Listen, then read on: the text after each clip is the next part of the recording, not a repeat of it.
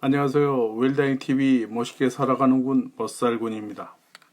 이 코너는 귀로 듣는 캘리그라피입니다. 캘리그라피스트 산호라면님의 작품을 영상으로 옮겨봅니다. 볕이 들어오는 창가에 컵에 물을 채워 당근을 담가 놓았습니다. 무심히 지난 어느 날 보니 초록잎이 올라와 있습니다. 제법 초록이 길게 자라는 걸 보면서 새삼 식물들의 자생력에 감탄합니다. 창가에 놓인 당근을 보면서 잠시 옛날 생각을 해봅니다. 보고 싶니 당근, 생각나니 당근, 이런 노래가 유행하던 시절이 있었습니다. 얼마 전까지는 아기 상어가, 뽀로로가, 지금은 펭수가 유행의 파도를 타고 있지만 한때는 이 당근송이 매일매일을 열던 때도 있었지요.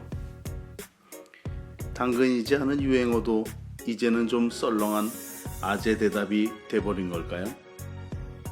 시절마다 유행하던 왜인지 모르지만 광풍처럼 유행하던 그런 것들이 있지요.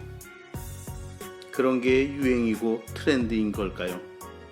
때론 유행의 가장자리에서 그 물결을 바라보면서 저 파도를 타야 하는 건가 생각도 해봅니다. 나는 그냥 이 모래사장을 걷는 게 좋은데 사람들이 모이는 저 파도를 타야 하는 걸지 생각도 해봅니다. 모래사장을 걷던 파도를 타던 결국은 마음이 내키고 몸이 가는 방향으로 움직이는 게 맞는 일이겠죠. 온도는 추워졌지만 창가에 햇빛이 좋은 날 초록 올린 당근을 보며 생각이 많아지는 하루입니다. 세상 모든 이들의 평화를 기원합니다.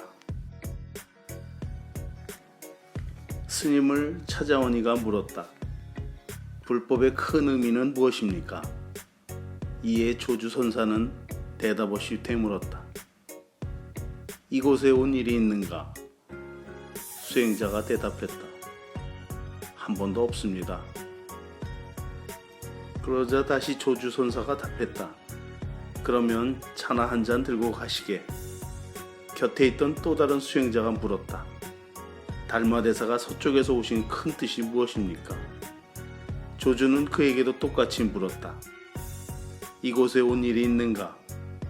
그러자 또 다른 수행자가 답했다. 예, 한 번 있습니다. 이에 조주는 다시금 이렇게 대답했다. 그러면 차나 한 잔 들고 가시게. 옆에서 듣고 있던 원주 스님이 물었다.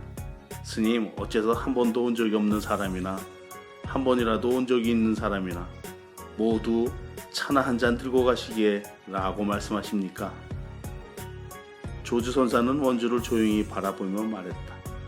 원주, 자네도 차나 한 잔 들고 가시게.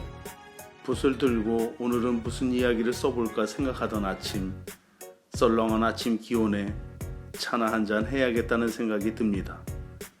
그러면서 문득 끽따거 한마디가 떠오릅니다. 끽따거는 조주 선사라는 중국 당나라 시대의 선승의 유명한 화두로 조주 선사는 차를 선의 경지로 끌어올리는 데 중요한 역할을 한 인물이라 합니다.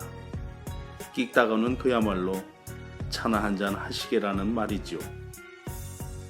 끽따거 그 화두 한마디에 담긴 깊은 뜻까지야 내 얕은 마음으로 어찌 알 수 있을까 싶으면서도